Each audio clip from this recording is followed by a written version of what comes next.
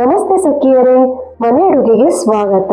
ನಾನಿವತ್ತು ದೇವಸ್ಥಾನಗಳಲ್ಲೆಲ್ಲ ಪ್ರಸಾದವಾಗಿ ಕೊಡುವಂಥ ಗೊಜ್ಜೋಲಕ್ಕಿ ಮಾಡೋದು ಹೇಗೆ ಅಂತ ತೋರಿಸ್ಕೊಡ್ತೀನಿ. ಇದಕ್ಕೆ ಒಂದು ಕಿತ್ತಳೆ ಗಾತ್ರದ ಹುಣಸೆಹಣ್ಣ ತೊಳೆದ್ಬಿಟ್ಟು ನೆನೆಯಕ್ಕೆ ಹಾಕೋಣ.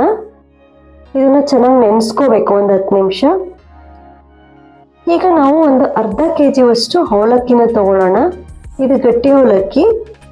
ಇದನ್ನು ನಾವಿವಾಗ ಮಿಕ್ಸಿ ಮಾಡ್ಕೋಬೇಕು. ಇದನ್ನು ಜಾಸ್ತಿ ನುಣ್ಣಗೆ ಮಾಡ್ಕೋಬಾರ್ದು. ಸ್ವಲ್ಪ ಉಪ್ಪಿಟ್ಟಿಗೆ ಹಾಕ್ತೀವಲ್ಲ ಆ ರವೆ ಥರ ಇರಬೇಕು, ತರಿ ತರಿಯಾಗಿರಬೇಕು. ನೋಡಿ, ಈ ಥರ ಇರಬೇಕು. ಈಗ ನಾವು ಹುಣಸೆ ಹಣ್ಣು ನೆಂದಿದೆಯಾ ನೋಡಿ, ಅದರಿಂದ ಹುಣಸೆ ಹುಳಿನ ನಾವು ಸಪ್ರೇಟ್ ಮಾಡ್ಕೊಳ್ಳೋಣ. ಒಂದು ಮಿಕ್ಸಿಂಗ್ ಬೌಲ್ನ ತಗೊಂಡು ನಾವು ನೆನೆಸಿಟ್ಟಿದಂಥ ಹುಣಸೆ ಹಣ್ಣನ್ನ ಇಸ್ಕಿ ತೆಗೆದಿರೋ ಹುಣಸೆ ಹುಳಿನ ನಾವು ಇದಕ್ಕೆ ಸೇರಿಸ್ಕೊಳ್ಳೋಣ. ನಾನಿಲ್ಲಿ 1/4 ಲೀಟ್ರ್ ಆಗುವಷ್ಟು ನೀರು ಹಾಕಿ ನೆನೆಸಿಟ್ಕೊಂಡಿದ್ದೆ ಹುಣಸೆ ಹಣ್ಣ. ಈಗ ಅದೇ ಗ್ಲಾಸಲ್ಲಿ 1 ಗ್ಲಾಸ್ ನೀರನ್ನ ಸೇರಿಸ್ಕೊಳ್ಳೋಣ. ನೋಡಿ, ಇವಾಗ ಇದಕ್ಕೆ ನಾವು ಉಪ್ಪು ಮತ್ತು ಬೆಲ್ಲ ಮತ್ತು ಖಾರದ ಪುಡಿ ಅದಷ್ಟನ್ನು ಸೇರಿಸ್ಕೋಬೇಕು. ಈಗ ನಾನು ಉಪ್ಪನ್ನ ಹಾಕ್ತಾ ಇದ್ದೀನಿ. ರುಚಿಗೆ ಎಷ್ಟು ಬೇಕೋ ಅಷ್ಟು ಉಪ್ಪನ್ನ ಸೇರಿಸ್ತೀನಿ. ಬೆಲ್ಲ ಹಾಕ್ತಾ ಇದ್ದೀನಿ. ಒಂದು 3ರಿಂದ 4 ಸ್ಪೂನಷ್ಟು ಬೆಲ್ಲ ಹಾಕ್ತಾ ಇದ್ದೀನಿ. ಬೆಲ್ಲನ ಸ್ಕಿಪ್ ಮಾಡಬೇಡಿ, ಇದು ಟೇಸ್ಟ್ ಕೊಡುತ್ತೆ ಇದಕ್ಕೆ. ಈಗ ನಾನು ಖಾರದ ಪುಡಿನ ಹಾಕ್ತಾ ಇದ್ದೀನಿ. ನಾನು ಬಿಸಿಬೇಳೆಭಾತ್ಗೆ ಮತ್ತು ತಿಳಿ ಸಾರಿಗೆ ಮಾಡ್ಕೊಂಡಿದ್ದೆ ಪೌಡರ್ನ. ಆ ಪೌಡರ್ನ ನಾನು ಇಲ್ಲಿ ಸೇರಿಸ್ತಾ ಇದ್ದೀನಿ. ನಿಮ್ಮ ಮನೇಲಿ ಇದೇ ಇದ್ದರೆ ಹಾಕ್ಕೊಳ್ಳಿ, ಇಲ್ಲಾಂದರೆ ನೀವು ಮಾಮೂಲಿ ಸಾರಿಗೆಲ್ಲ ಯೂಸ್ ಮಾಡ್ತೀರಲ್ಲ ಆ ಪೌಡರ್ನೇ ಯೂಸ್ ಮಾಡ್ಕೋಬೋದು. ಇದನ್ನೆಲ್ಲ ಚೆನ್ನಾಗಿ ಕಲಕಿ ಒಂದು 10 ನಿಮಿಷ ಬಿಡಬೇಕು. ಅದು ಬೆಲ್ಲ ಉಪ್ಪು ಎಲ್ಲ ಕರಗಬೇಕಲ್ಲ.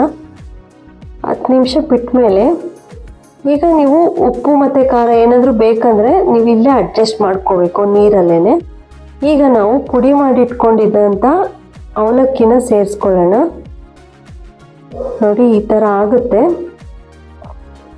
ಇದನ್ನು ಒಂದು 10 ನಿಮಿಷ ನೆನೆಯಕ್ಕೆ ಬಿಡೋಣ. ಅವಲಕ್ಕಿ ಎಲ್ಲ ಚೆನ್ನಾಗಿ ಮಸಾಲೆನ ಹೀರ್ಕೋಬೇಕು.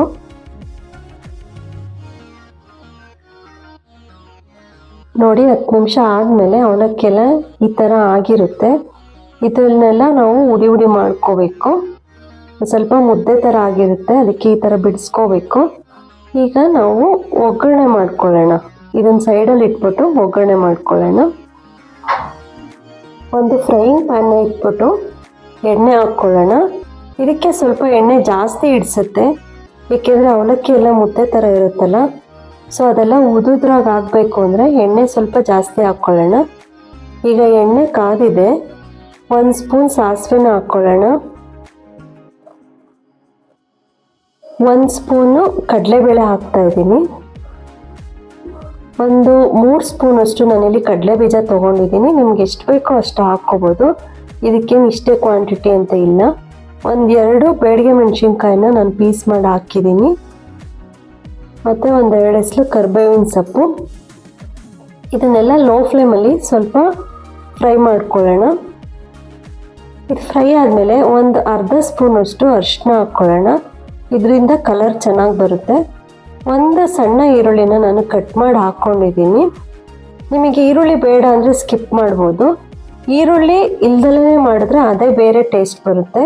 ನಮ್ಮನೇಲೆಲ್ಲ ಈರುಳ್ಳಿ ಇಷ್ಟಪಡ್ತಾರೆ, ಅದಕ್ಕೆ ನಾನು ಸೇರಿಸ್ತಾ ಇದ್ದೀನಿ. ನೋಡಿ, ಇದೆಲ್ಲ ಫ್ರೈ ಆದಮೇಲೆ ಒಂದು ಅರ್ಧ ಸ್ಪೂನಷ್ಟು ಉಪ್ಪನ್ನ ಹಾಕ್ಕೊಳ್ಳೋಣ. ಉಪ್ಪು ಜಾಸ್ತಿ ಹಾಕ್ಬಾರ್ದು, ಒಗ್ಗರಣೆಗೆ ಎಷ್ಟು ಬೇಕೋ ಅಷ್ಟು ಮಾತ್ರ ಹಾಕ್ಕೋಬೇಕು. ಏಕೆಂದರೆ ನಾವು ಆಲ್ರೆಡಿ ಅವಲಕ್ಕಿಗೆಲ್ಲ ಹಾಕಿದ್ದೀವಿ. ನೋಡಿ, ಇದು ಫ್ರೈ ಆದಮೇಲೆ ನಾವು ನೆನೆಸಿಟ್ಕೊಂಡಿದ್ದು ಅವಲಕ್ಕಿನ ಇದಕ್ಕೆ ಸೇರಿಸ್ತಾ ಇದ್ದೀನಿ. ಎಲ್ಲ ಸೇರಿಸ್ಕೊಂಡು ಚೆನ್ನಾಗಿ ನಾವು ಫ್ರೈ ಮಾಡ್ಕೋಬೇಕು. ಎಣ್ಣೆ ಎಲ್ಲ ಕಡೆಗೂ ಚೆನ್ನಾಗಿ ಸ್ಪ್ರೆಡ್ ಆಗಬೇಕು, ಆ ಥರ ಫ್ರೈ ಮಾಡ್ಕೋಬೇಕು. ನಾನಿಲ್ಲಿ ಸ್ವಲ್ಪ ಕೊತ್ತಂಬರಿ ಸೊಪ್ಪನ್ನ ಹಚ್ಬಿಟ್ಟು ಹಾಕ್ತಾ ಇದ್ದೀನಿ. ಚೆನ್ನಾಗಿ ಬಿಸಿ ಮಾಡ್ಕೋಬೇಕು. ನೋಡಿ, ಈ ಥರ ಉದುದ್ರಾಗಿ ಹಾಕಬೇಕು. ಸಾಫ್ಟಾಗೂ ಇದೆ, ಉದುದ್ರಾಗೂ ಇದೆ, ತುಂಬ ಚೆನ್ನಾಗಾಗಿದೆ. ಇವಾಗ ಸರ್ವಿಂಗ್ ಪ್ಲೇಟ್ ತೊಗೊಂಡು ಸರ್ವ್ ಮಾಡ್ಕೊಳ್ಳೋಣ. ಬಿಸಿ ಬಿಸಿಯಾಗಿದ್ದಾಗಲೇ ತಿಂದರೆ ತುಂಬ ಚೆನ್ನಾಗಿರುತ್ತೆ.